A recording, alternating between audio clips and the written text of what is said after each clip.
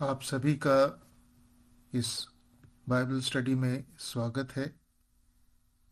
परमेश्वर का धन्यवाद करते हैं कि उसने हमें एक बार फिर अपने वचन के अध्ययन के लिए जोड़ा है। आइए आज की इस बाइबल स्टडी का आरंभ एक छोटी प्रार्थना के साथ करते हैं। अनुग्रहकारी, दयालु, जीवते सच्चे परमेश्वर पिता, राजाओं के राजा, प्रभुओं के प्रभु, हमारे सृजनहार, पालनहार, तारणहार परमेश्वर पिता, बड़े धन्यवाद के साथ आपके सम्मुख आते अपने सरों को झुकाते हैं। धन्यवादी हैं प्रभु, आपने एक दफ़ा फिर हमको ये अवसर दिया कि हम आपके चरणों में बैठें, आपके वचनों को सुने, सीखें, अपने जीवनों का आकलन करें और आपके वचन के मुताबिक अपने आप को सही कर सकें, जोड़ सकें और आपकी इच्छा के अनुसार चलने वाले बन सकें। हे पिता, ये जो थोड़ा समय आपके साथ हम बिताते हैं, हमारे लिए अनंत काल की आशीष का समय हो। हम में से हर एक के साथ बातचीत करें, हर एक का प्रभु मार्गदर्शन करें और कोई भी जन इस बाइबल अध्ययन से अछूता ना जाए। हर एक के जीवन में कुछ ना कुछ आप काम इस अध्ययन के द्वारा करें। हर एक डिस्टर्बेंस से बचा के रखें, सभी की नेट कनेक्टिविटी को बना के रखें। मुझे बोलने की सामर्थ्य दें, सद्बुद्धि दें। मेरे मुंह से निकलने वाला हर वाक्य, हर वचन आपकी इच्छा के अनुसार आपकी ओर से हो। मेरी अपनी बुद्धि के हर एक विचार को हटा दे। इस पूरे समय को, अपने आप को, उपस्थित हर जन को, आने वाले हर जन को और जो लोग बाद में इसके वीडियो को देखेंगे उन सभी को आपके हाथों में समर्पित करते हैं। प्रभु आशीष दें, अपनी महिमा के लिए इस्तेमाल करें। उद्धारकर्ता प्रभु यीशु मसीह के नाम मांग सुने और ग्रहण करें, आमीन। हमने पिछली बार जब बाइबल का अपना अध्ययन शुरू किया था, जो हम पाप के बारे में जो विचार कर रहे थे, पाप के बारे में जो आधारभूत बेसिक फंडामेंटल बातें हैं, मूलभूत बातें हैं, उनको सीखने समझने के लिए जो हम कर रहे थे, उसको थोड़े से समय के लिए रोक करके उस श्रृंखला में, पाप के बारे में उस श्रृंखला में जो हम बार बार कह रहे थे, कहते चले आ रहे थे और अन्य संदेशों में भी कई बार कहा जाता है, बहुत से लोग कहते हैं कि मसीहियत, बाइबल के अनुसार जो मसीहियत है, जो मसीही विश्वास है, वो कोई धर्म नहीं है। वो धर्म से बिल्कुल भिन्न है, फर्क है। और उस वो कभी वास्तव में अगर देखा जाए तो बाइबल के अनुसार जो मसीह विश्वास है, मसीहियत है, वो कभी धर्म हो भी नहीं सकता है। इस बात को समझने के लिए, जिसे हम बार बार दोहरा रहे हैं, हमने जो हमारा मूल बाइबल अध्ययन, पाप के विषय में जो मूल बाइबल अध्ययन चल रहा है, उसको थोड़ा सा रोक करके हमने कुछ समय के लिए इस विषय को शुरू किया है कि वास्तव में जो बाइबल के अनुसार मसीहियत है वो एक धर्म क्यों नहीं है, या अगर कहें तो उसे हम धर्म क्यों नहीं मान सकते, धर्म क्यों नहीं हो सकता है। धर्म में और मसीही विश्वास में क्या अंतर है, क्या फर्क है।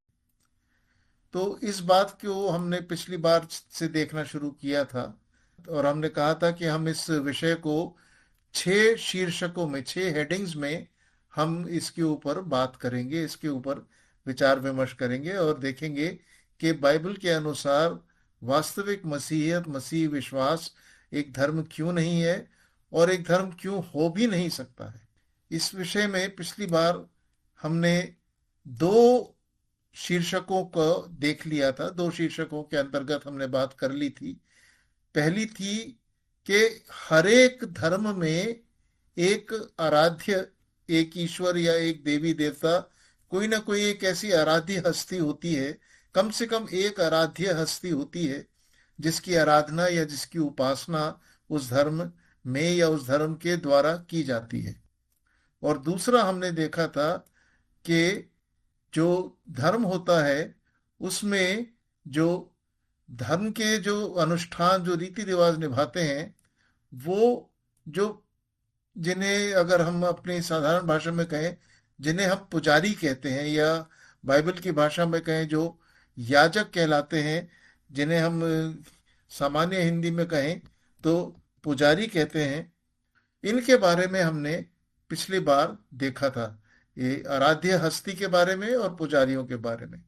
जो आराध्य हस्ती के बारे में हमने देखा था कि जो भी किसी भी धर्म की जो भी आराध्य हस्ती होती है, जिसे भी वो ईश्वर मानते हैं, जिसे भी वो देवी देवता मानते हैं, उनको, उनका आह्वान किया जाता है, उनको बुलाया जाता है, उनको इनवाइट किया जाता है, ताकि वो उपस्थित हों और उनकी आशीष हमको मिल सके। और ये आह्वान करने के लिए, ये इनवाइट करने के लिए, बुलाने के लिए हर एक धर्म के अपने अपने कुछ सेरेमनीज या अनुष्ठान हैं, कुछ राइट्स हैं या रीतियां हैं, कुछ रिचुअल्स हैं या धार्मिक क्रियाएं हैं। तो इन अनुष्ठानों, रीतियों और धार्मिक क्रियाओं को करने के द्वारा उस आराध्य हस्ती को, उस देवी देवता या ईश्वर को का आह्वान किया जाता है, और उसको बुला करके और उसकी उपस्थिति को स्वीकार किया जाता है कि इन बातों के द्वारा, इन कामों को करने के द्वारा अब हम ये मान रहे हैं कि हमारा वो आराध्य, वो देवता, वो ईश्वर हमारे मध्य में है, और हमारी सुन रहा है, हमारी देख रहा है, और हमको प्रतिफल देगा। और जो उस धर्म के अनुयायी होते हैं, पालन करने वाले होते हैं, उनका प्रयास रहता है कि वो हमेशा अपने इस देवी देवता, आराध्य ईश्वर को जो है संतुष्ट रखें और प्रसन्न रखें, ताकि उन्हें जो भौतिक वस्तुएं, शारीरिक वस्तुएं, आवश्यकताएं जो उनको चाहिए, वो उसके द्वारा उनके लिए पूरी होती रहें, और वो देवी देवता या ईश्वर जो है कभी उनसे नाराज ना हो, अप्रसन्न ना हो।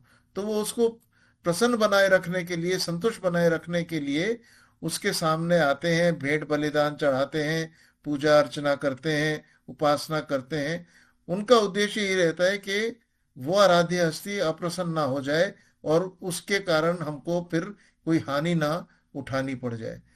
अब इसका कोई विशेष महत्व नहीं होता है कि जो लोग उस धर्म का पालन कर रहे हैं, वो उसके ईश्वर या देवी देवता के बारे में हर बात को बिल्कुल वैसा ही, ठीक वैसा ही, जैसा कहा जाए, बताया जाए, सिखाया जाए, उसको वैसा का वैसा मान ले। और उस देवी देवता या ईश्वर का वहां पे उन रीतियों, उन धार्मिक क्रियाओं, उन अनुष्ठानों को करने के द्वारा मौजूद होना भी इस बात पे निर्भर नहीं करता है कि वे लोग उसको, उस या उसके बारे में, उस पर कितना विश्वास रखते हैं। बस क्योंकि अनुष्ठान किए गए हैं, रीतियां पूरी की गई हैं, धार्मिक क्रियाएं पूरी की गई हैं, इसलिए उसकी उपस्थिति वहां पे है। और लोगों के उनके प्रति क्या विश्वास है, कितना विश्वास है, कैसा विश्वास है, इसके इसकी कोई विशेष चिंता वहां पे नहीं होती। लेकिन इसकी तुलना में मसीही विश्वास में केवल एक ही परमेश्वर है, और उसको कभी किसी को बुलाना नहीं होता है, इन्वोक या आह्वान नहीं किया करना पड़ता है।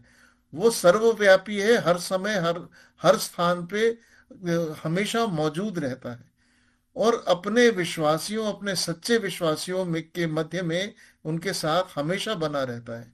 जिन्होंने नया जन्म पाया है, जो वास्तविक विश्वासी हैं, अर्थात जिन्होंने स्वेच्छा से और सच्चे मन से, खरे मन से अपने पापों से पश्चाताप किया है, प्रभु यीशु को अपना उद्धारकर्ता और प्रभु या स्वामी स्वीकार किया है, और जानते बूझते हुए, इस बात को समझते हुए, अपने आप को उसे समर्पित करके उसकी और उसके वचन की आज्ञाकारिता में चलने का निर्णय लिया है, वो तो प्रभु या प्रभु परमेश्वर हमेशा उनके साथ बना रहता है, उनको कभी छोड़ता नहीं। और मसीही विश्वास में इस बात का कोई भी गुंजाइश नहीं है, लेश मात्र भी गुंजाइश नहीं है कि आप अपनी पसंद के अनुसार परमेश्वर के बारे में, प्रभु परमेश्वर, प्रभु यीशु मसीह के बारे में कुछ बातों को मान लें, कुछ बातों का इनकार कर दें कि नहीं ये माफिक नहीं लगती, ये ठीक नहीं लगती, हम इनको नहीं मानेंगे, ये वाली अच्छी है हम इनको मानेंगे, या उसके बातों के बारे में अपनी ओर से कोई फेरबदल करें। अगर विश्वास है तो उसकी संपूर्णता पे है, जैसा बाइबल में लिखा है वैसा है। और अगर इनमें से किसी भी एक बात में कमी है तो वो विश्वास फिर मान्य नहीं है, वो फिर व्यक्ति वास्तव में उद्धार पाया हुआ नहीं है। लेकिन जिन्होंने वास्तव में उद्धार पाया है उन्हें बार बार प्रभु परमेश्वर को बुलाने की जरूरत नहीं है। परमेश्वर जो है पवित्र आत्मा के रूप में उनके अंदर निवास करता है, जैसा पहला कुरिन्थियों के 3 अध्याय के 16 पद में लिखा है कि वो हमेशा उनके अंदर निवास करता है। और मसीही विश्वासी जो है, जो सच्चा मसीही विश्वासी है, जैसा प्रभु यीशु मसीह ने यूहन्ना के 10 अध्याय के 28 और 29 पद में कहा कि सच्चा मसीही विश्वासी परमेश्वर पिता के और प्रभु यीशु मसीह के हाथों में हमेशा सुरक्षित बना रहता है। मतलब परमेश्वर पिता, परमेश्वर पुत्र प्रभु यीशु मसीह और परमेश्वर पवित्र आत्मा निरंतर उसके साथ साथ बने रहते हैं। पवित्र आत्मा उसके अंदर और विश्वासी पिता और पुत्र के हाथों में सुरक्षित। और इसीलिए इब्रानियों 13 अध्याय के 5 पद में परमेश्वर ने यह वायदा किया है कि मैं ना कभी तुझे छोड़ूंगा और ना कभी त्यागूंगा। तो मसीही विश्वास में और धर्म में परमेश्वर की उपस्थिति का और आह्वान का ये एक बहुत बड़ा अंतर है। दूसरा जो हमने पुजारियों के या याजकों के या प्रीस्ट के बारे में देखा था कि हर एक धर्म में कुछ एक विशेष श्रेणी के लोग होते हैं, एक विशेष स्तर के लोग होते हैं जिन्हें पुजारी कहा जाता है या जिन्हें याजक कहा जाता है। और उनका मुख्य काम होता है कि वो धर्म से संबंधित पुस्तकों को, ग्रंथों को पढ़ें, प्रचार करें, उस उनका उनकी शिक्षा दें और उस धर्म के बारे में जो मान्यताएं हैं उनके बारे में लोगों को सिखाएं और बताएं। साथ साथ जो धार्मिक अनुष्ठान है, रीतियां हैं, जो धार्मिक क्रियाएं हैं, उनको करें, लोगों के लिए करें। और वो लोगों तथा परमेश्वर के बीच में एक मध्यस्थ का काम करते हैं कि पर उनके उस आराध्य देवी देवता ईश्वर की ओर से जो है वो लोगों को बताते हैं और लोगों की जो बात है वो उस आराध्य को बताते हैं। और सामान्यतः ये याजक होना या ये जो पुजारी होना है, प्रीस्ट होना है, ये सामान्यतः एक पारिवारिक बात होती है जो वंशागत बना रहता है। और एक परिवार में ये रीति चलती रहती है कि पिता से पुत्र और पुत्र से उसके पुत्र, और इस तरह से वो ये याजक का या पुजारी होने का काम चलता रहता है। लेकिन इसके तुलना में मसीही विश्वास में परमेश्वर के वचन में, जैसा हमने पिछली बार देखा था, कि हर एक वास्तव में नया जन्म पाया हुआ विश्वासी, प्रभु यीशु मसीह का सच्चा शिष्य जो भी है, परमेश्वर ने उसे अपना याजक या अपना प्रीस्ट या अपना पुजारी कहा है।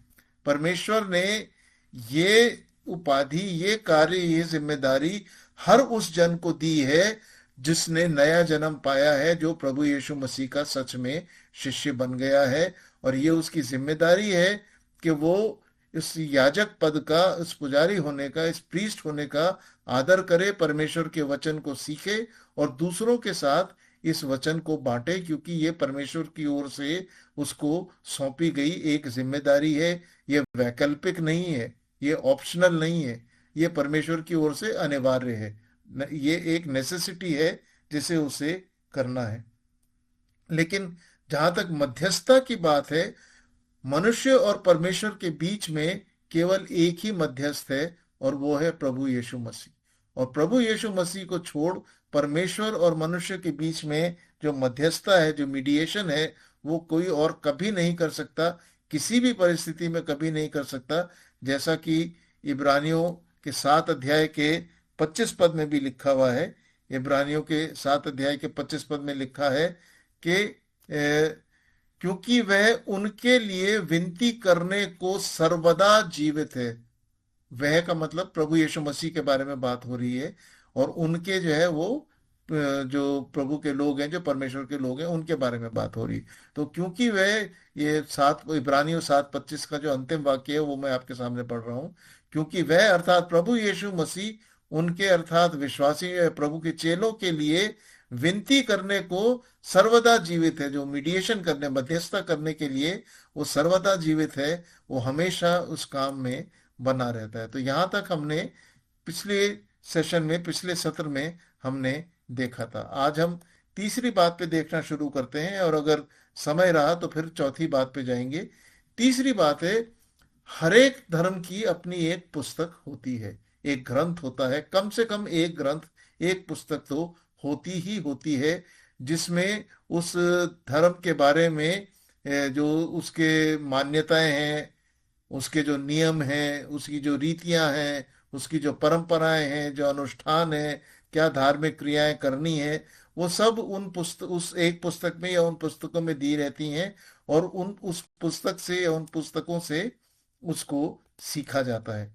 सामान्यतः जो विशेष वर्ग, जो पुजारी या याजक होते हैं, उनका काम होता है इस पुस्तक का गहन अध्ययन करना, उसको गहराई से पढ़ना, उसकी व्याख्या करना, और फिर उसके बारे में, उसमें से बातें लेकर के जो जन सामान्य है, जो अन्य उस धर्म के मानने वाले लोग हैं, उनको उन बातों के बारे में सिखाना।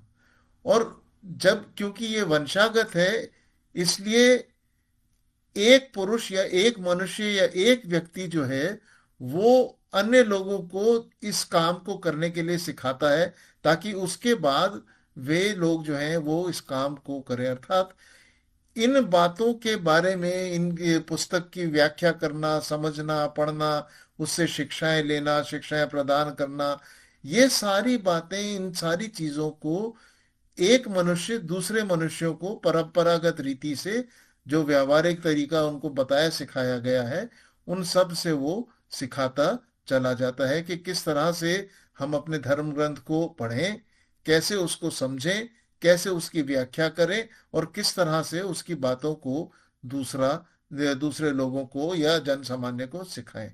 फिर एक और बात जो हर एक धर्म में देखी जाती है, कि जो भी पुजारी या याजक या प्रीस्ट जो भी उस धर्म के बारे में कह देता है, बता देता है, सिखा देता है, उसे ही उस धर्म के लिए, उसके अनुयायियों के लिए एक फाइनल वर्ड या लास्ट वर्ड या अंतिम बात मान लिया जाता है। उसकी बातों के ऊपर कोई प्रश्न नहीं उठाया जाता कि आपका ये कहने का क्या मतलब है, आपने ये बात क्यों कही, इसको आप समझाओ, या मैं तो इस बात को नहीं मानता। इन इन इन सवालों का, इन बातों का कोई वहां पे औचित्य ही नहीं है, कोई स्थान ही नहीं है। जब पुजारी ने कह दिया, याजक ने कह दिया, सो कह दिया। और अगर इस तरह के कोई प्रश्न धर्म के बारे में, उसकी परंपराओं के बारे में, उसकी रीतियों अनुष्ठानों के बारे में, या उसकी जो धर्म ग्रंथ है उसके बारे में भी यदि कोई कोई प्रश्न उठाया जाता है, तो इस बात को सामान्यतः हर एक धर्म में जो है एक बड़ी अपमानजनक बात माना जाता है, और यही माना जाता है कि ये धर्म की, या धर्म की व्याख्या की, या धर्म की पुस्तक की, या धर्म के लोगों की निंदा कर रहा है। और इस कारण, उस अपमान और उस निंदा के कारण, जो ये इस तरह से प्रश्न उठाते हैं, या जो इस तरह से उस बात को के लिए कहते हैं, उनको फिर दंडनीय माना जाता है, उनको कोई ना कोई, किसी न किसी तरह से दंड दिया जाता है। लेकिन इसकी तुलना में मसीही विश्वास में बात बिल्कुल भिन्न है, बिल्कुल फर्क है। डायरेक्टली अपोजिट आप कह सकते हैं, या बिल्कुल विपरीत आप कह सकते हैं। मसीही विश्वास में परमेश्वर की ये आज्ञा है कि उसका हर जन उसके नियमों को व्यक्तिगत रीति से जाने, और व्यक्तिगत रीति से उनको जानते हुए उसका पालन करे। हरेक को किसी मनुष्य पे निर्भर नहीं रहना है, वरन स्वयं परमेश्वर के वचन को सीख करके उसका पालन करना है। मैं आपके सामने दो हवाले इस संदर्भ में पढ़ता हूं। सबसे पहले हम देखते हैं पुराने नियम की पुस्तक भजन संहिता में से, भजन संहिता का 119 अध्याय। ये जो भजन संहिता का 119 अध्याय है, ये पूरा का पूरा अध्याय परमेश्वर के वचन के बारे में है। तो हम एक भजन 119 में इसमें से अभी थोड़ी सा और आगे चल के कुछ और पद भी देखेंगे। अभी हम 4 पद को देखते हैं। भजन 119 का 4 पद, वहां पे लिखा है, तूने यानी परमेश्वर ने परमेश्वर को संबोधित करते हुए भजन संहिता का लेखक लिख रहा है, तूने अपने उपदेश इसलिए दिए हैं कि वे यत्न से माने जाएं। उपदेश इसलिए दिए हैं कि वे यत्न से माने जाएं। अब अगर उपदेशों को यत्न से मानना है तो उपदेशों को जानना भी है, और अगर जानना है तो उन्हें पढ़ना भी है। तो तात्पर्य क्या है? परमेश्वर ने जो अपना वचन दिया है उसे ध्यान लगा के पढ़ना है, समझना है और फिर उसका पालन करना है। ये हरेक की व्यक्तिगत रीति से एक जिम्मेदारी है। ध्यान कीजिए, यहाँ ये नहीं लिखा कि तूने अपने उपदेश इसलिए दिए हैं कि याजक उनका अध्ययन करके लोगों को उनको सिखाने या मानने के लिए बाध्य करें। वो हरेक को संबोधित करके कह रहा है कि वे, यानी परमेश्वर के उपदेश जो है वो यत्न से माने जाए। इसी तरह से नए नियम में अगर हम आए, हवाले कई हैं, मैं सिर्फ 2 हवाले समय के हिसाब से आपके सामने रख रहा हूं।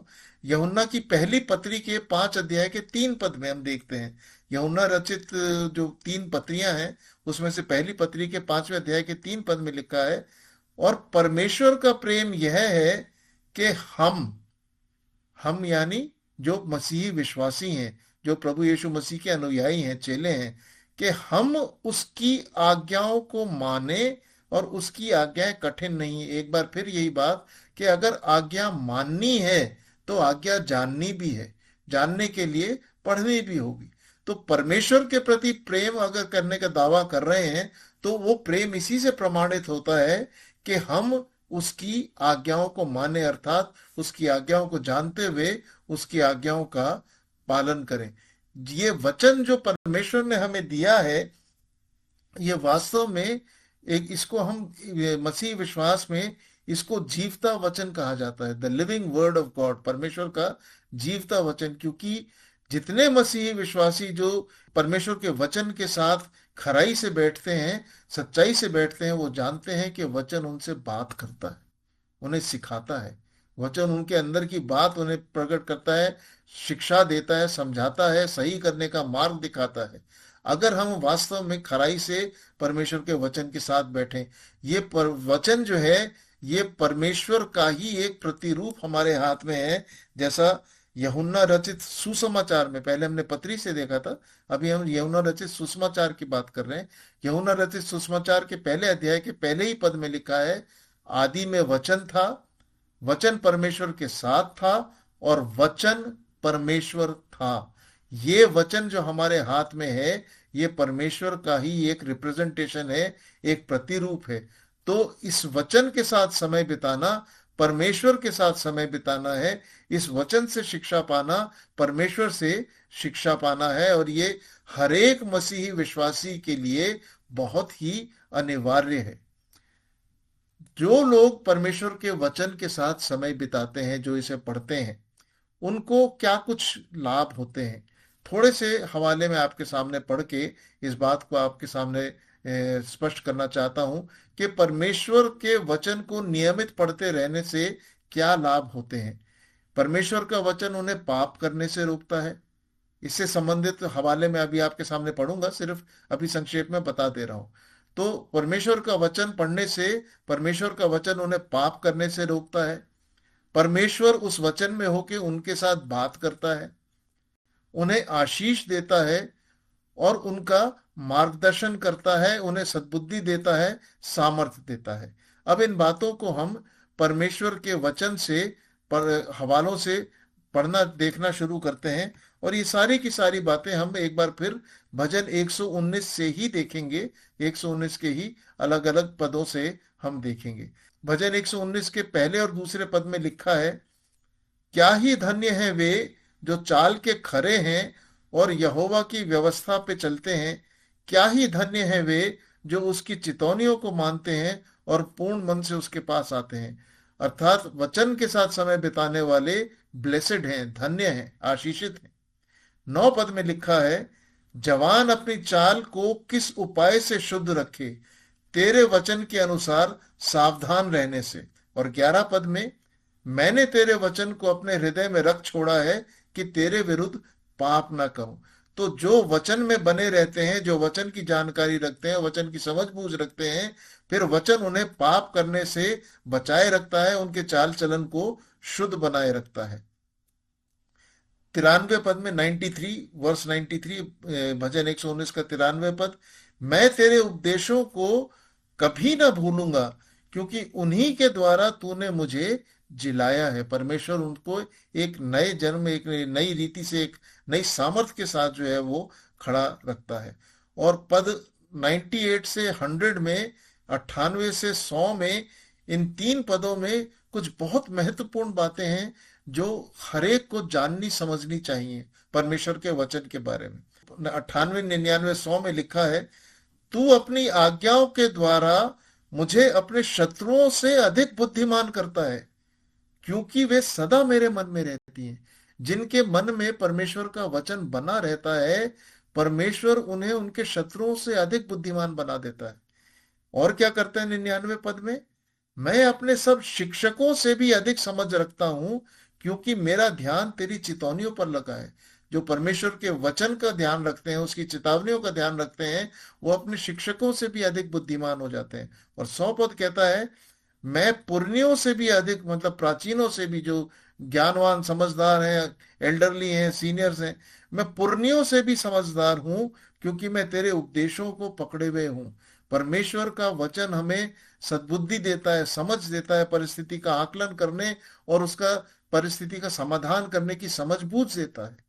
और 105 में, भजन 119 के 105 पद में कहता है, तेरा वचन मेरे पाँव के लिए दीपक और मेरे मार्ग के लिए उजियाला है। मतलब तेरा वचन मेरा हर परिस्थिति, हर रास्ते, हर बात के लिए एक मार्गदर्शन करता है। ये एक अद्भुत आशीष है जो धर्म कभी नहीं देता। ये सिर्फ परमेश्वर के वचन की समझ से मिलती है। और आम तौर से, जैसा भी हमने देखा था, कि धर्म में एक मनुष्य दूसरे मनुष्य को धर्म की बातें सिखाता है, रीति रिवाज, तौर तरीके, व्यवहार, मानना, क्या करना है, कब कैसे करना है, इन सारी बातों को सिखाता है। लेकिन परमेश्वर ने मसीही विश्वासियों के लिए एक अद्भुत प्रयोजन किया है। किसी भी मसीही विश्वासी को, वास्तविक सच्चे मसीही विश्वासी को, नया जन्म पाए हुए विश्वासी को किसी भी मनुष्य से जाके सीखने की आवश्यकता नहीं है। परमेश्वर ने उसको अपना वचन, अपनी बातें, अपने तौर तरीके सिखाने के लिए एक अद्भुत प्रयोजन, एक अद्भुत प्रावधान किया हुआ है। परमेश्वर ने अपना पवित्र आत्मा हर एक मसीही विश्वासी में उस क्षण से, उस पल से दिया है जब से वो विश्वास में आया। तब से लेके और उसके जीवन के अंतिम श्वास तक परमेश्वर पवित्र आत्मा हर एक मसीही विश्वासी में निरंतर अविरल बना रहता है, हमेशा बना रहता है। और पवित्र आत्मा का जो कई कार्य हैं, एक कार्य है वचन को परमेश्वर के लोगों को, परमेश्वर के बच्चों को, परमेश्वर के नया जन्म पाए हुए संतानों को परमेश्वर के वचन को सिखाना। प्रभु यीशु मसीह ने ये बात यूहन्ना रचित सुसमाचार के 14 अध्याय में 26 पद में कही है। यूहन्ना रचित सुसमाचार 14 अध्याय 26 पद, यहाँ पे लिखा है, परंतु सहायक अर्थात पवित्र आत्मा जिसे पिता मेरे नाम से भेजेगा, वो तुम्हें सब बातें सिखाएगा। ध्यान कीजिए, प्रभु के शब्दों में है, वो तुम्हें सब बातें सिखाएगा। किसी को भी किसी मनुष्य के ऊपर निर्भर होने की जरूरत नहीं है। अगर वो सच में परमेश्वर के वचन के साथ पालन करे, परमेश्वर के साथ ईमानदारी से बना रहे, तो परमेश्वर पवित्र आत्मा स्वयं उसको सिखाएगा। वो तुम्हें सब बातें सिखाएगा, एक बात। दूसरी बात, जो कुछ मैंने, यानी प्रभु यीशु मसीह ने, मैंने तुमसे कहा है, वह सब तुम्हें स्मरण कराएगा, सिखाएगा भी, प्रभु की बातों को याद भी कराएगा। और स्थानों पे लिखा है, साथ साथ वो हमें पाप में भी बने नहीं रहने देता, पाप के प्रति हमें कायल करता है और हमें इस बात के लिए बार बार उकसाता है कि हम पाप में अगर पड़ गए हैं तो पाप से निकल के आए। और वो अंश करके हमें परमेश्वर के स्वरूप में भी, प्रभु यीशु मसीह के स्वरूप में भी बदलता चला जा रहा है। साथ ही हम इसी को, कि पवित्र आत्मा अपने लोगों को सिखाता है, इसके लिए हम एक और जगह से पढ़ते हैं, पहला कुरिन्थियों 2 अध्याय और उसका 12 और 13 पद। कुरिन्थियों के नाम पौलुस प्रेरित की पहली पत्री, उसका 2 अध्याय और 12 और 13 पद में लिखा है, परंतु हमने, मसीह विश्वासियों ने, हमने मसीह विश्वासियों के लिए, परंतु हमने संसार की आत्मा नहीं, परंतु वह आत्मा पाया है जो परमेश्वर की ओर से है। वो पवित्र आत्मा की बात कर रहा है। परंतु हमने संसार की आत्मा नहीं, परंतु वह आत्मा पाया है जो परमेश्वर की ओर से है, कि हम उन बातों को जाने जो परमेश्वर ने हमें दी हैं। परमेश्वर ने अपना वचन दिया है हमें, हमारे हाथ में अपने आप को वचन के रूप में रखा है। उस वचन को जानने के लिए परमेश्वर ने अपना आत्मा हमारे अंदर दिया है। हमें किसी मनुष्य पे उस वचन को सीखने के लिए निर्भर होने की आवश्यकता नहीं है। परमेश्वर ने उसका प्रावधान, उसका प्रयोजन किया है।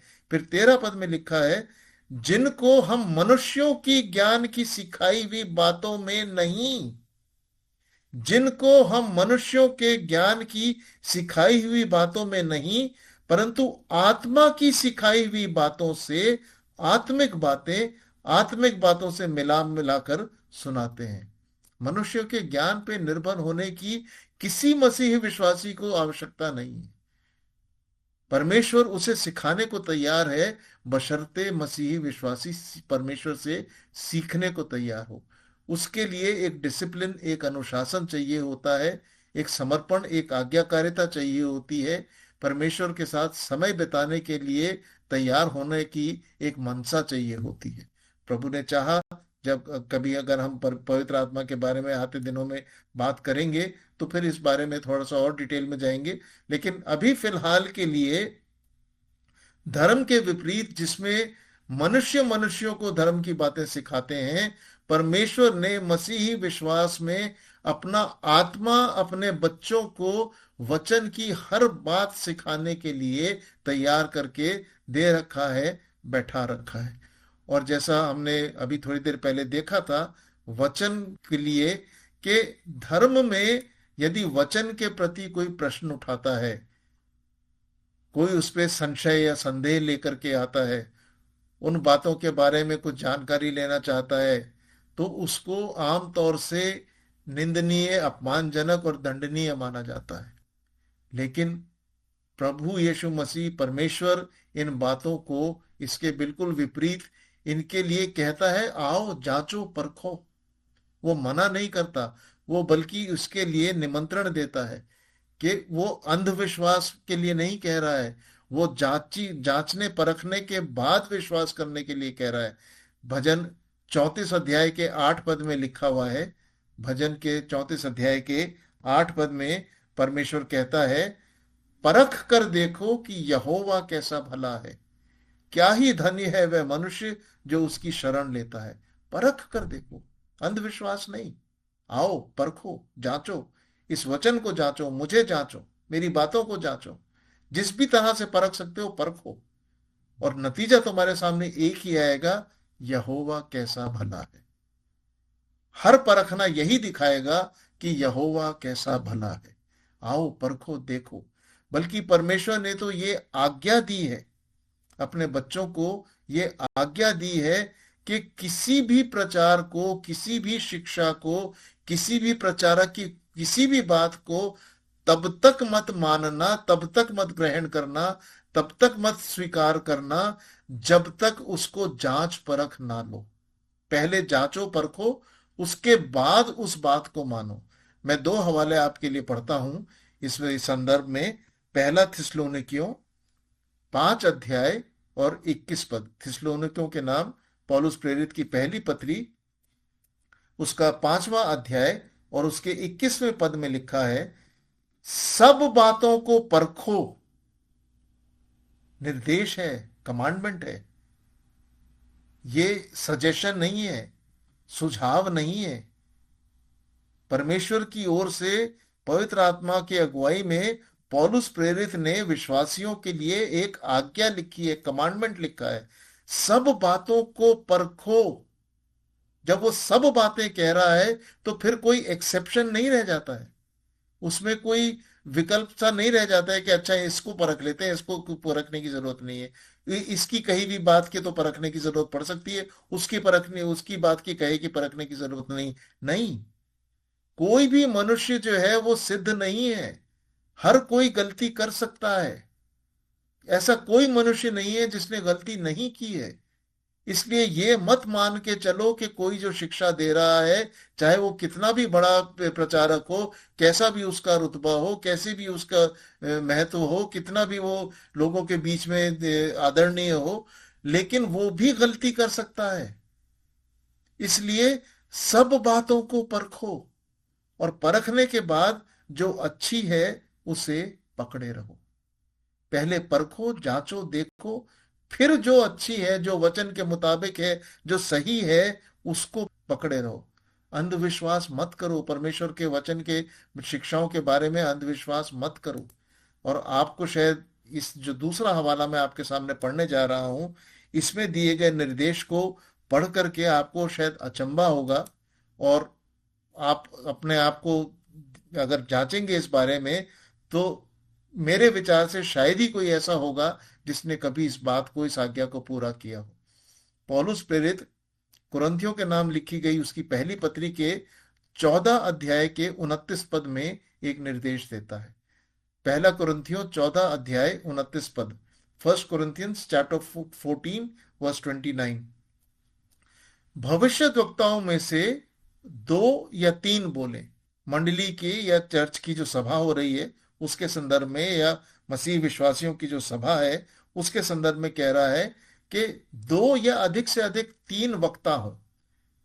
जो बोलने वाले हैं, जो प्रचारक हैं, जो भविष्यवक्ता हैं, 2 या अधिक से अधिक 3 बोले। ये तो जिन्होंने बोलना है उनके विषय में है। 2 बोलो या 3 बोलो, इससे ज्यादा ना हो। फिर जो वो बात कहता है, ध्यान कीजिए, क्या आपने कभी उसके ऊपर विचार किया, और क्या कभी उसका पालन करने की कोशिश की? अब मैं वो दूसरी बात आपके सामने रखता हूं। और शेष लोग उनके वचन को परखें। 2 या 3 बोले, और शेष लोग जो वो बोल रहे हैं उनके वचन को परखें कि ये सही कह भी रहे हैं कि नहीं। अंधविश्वास मत करो। किसी की भी कही हुई बात को ऐसे ही स्वीकार मत करो। वचन से तुलना करो, वचन से देखो, उसके बाद उसका पालन करो। ये परमेश्वर की आज्ञा है। ऐसा करना प्रचारक का अपमान नहीं है। जो प्रचारक इस बात को अपना अपमान समझता है, इसका मतलब है उसे परमेश्वर के वचन और निर्देश, और प्रचारकों को जो परमेश्वर ने जो आज्ञाएं दी हैं उनका पता नहीं है कि किस तरह से निर्देश देने हैं, किस तरह से परमेश्वर के वचन का प्रचार करना है। ये परमेश्वर की आज्ञा है। कोई भी धर्म इस बात को स्वीकार नहीं करता है, इस बात को निंदनीय मानता है, अपमानजनक मानता है, दंडनीय मानता है। लेकिन मसीही विश्वास इस बात को कहता है, ठोक बजा के देख लो, आज्ञा देता है, आओ परखो, टोको, जांचो, परखो, कहां से क्या है। किसी भी तरह से अगर तुमको कोई खोट मिल सकती है तो बताओ कि मसीही विश्वास में क्या गलत है, और उसके बाद उसका पालन करो। आज के लिए हमारे लिए यही एक विषय बहुत महत्वपूर्ण है कि हम परमेश्वर के वचन के साथ कैसा व्यवहार रखते हैं। क्या हम उसको यूं ही हल्के में टेकन फॉर ग्रांटेड कि हाँ ठीक है, वो बोल रहा है, बोल रहा है, उसका काम बोलना है, हमारा काम सुनना है, बस ठीक है, हो रहा है, चलो चलने दो। नहीं। अगर आप इस व्यवहार के साथ चल रहे हैं तो आप एक बहुत बड़ी परेशानी में जाने के लिए तैयार हो रहे हैं, क्योंकि एक ना एक दिन आपको परमेश्वर के सामने खड़े होके इस बात का हिसाब देना होगा। मैंने तुझे कहा था मेरा वचन पढ़ना, मैंने तुझे कहा था हर एक बात को परखना, मैंने तुझे कहा था कि हर एक प्रचारक की हर एक शिक्षा को परखना और सीखना और समझना, उसके बाद सीखना। क्या तूने किया? क्या आप ये जवाब देने के लिए तैयार होंगे? जिन्होंने अभी तक विश्वास नहीं किया है, वो इस तीसरे बिंदु के आधार पे देख लें कि एक धर्म के निर्वाह में और मसीही विश्वास में कितना जमीन आसमान का अंतर है। धर्म कहाँ रह जाता है और मसीही विश्वास कितनी ऊंचाइयों तक जा रहा है। कैसे परमेश्वर जो है वो खुला निमंत्रण दे रहा है, आओ मुझे परख के देख लो, अगर कुछ गलत मिलता है तो बताना, वरना मैं तो हर चीज में भला ही हूं। क्या ये किसी भी धर्म में हमको मिल सकता है? आइए हम एक छोटी सी प्रार्थना करें, उसके बाद हम इस सभा का समापन करेंगे। पिताजी, हम आपका धन्यवाद करते हैं। आपने अपने वचन की अद्भुत बातें हमारे सामने रखी हैं। आपने अपने जीवते वचन में से हमें दिखाया है कि किस तरह से आप हमें खराई से लिए चलना चाहते हैं। किसी अंधविश्वास में डाल के मजबूर करके चलना नहीं चाहते, वरन चाहते हैं कि हम जांच परख के देखें और जांच परख करके ही हर बात को स्वीकार करने वाले हों। पिताजी, जिन्होंने इस वचन को सुना है या सुनेंगे, उन सब से बातचीत करें।